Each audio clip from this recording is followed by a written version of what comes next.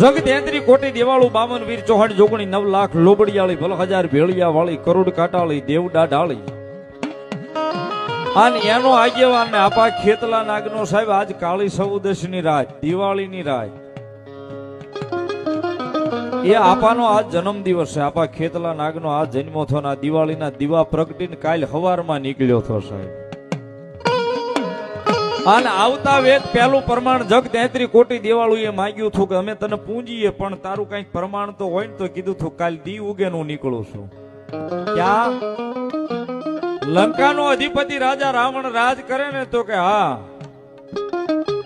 એના ઘરેથી નારી મનોહરી છે ને એના કાંઠે જઈને રમવાનો છો ને પેલું કારણ બનવાનો છો.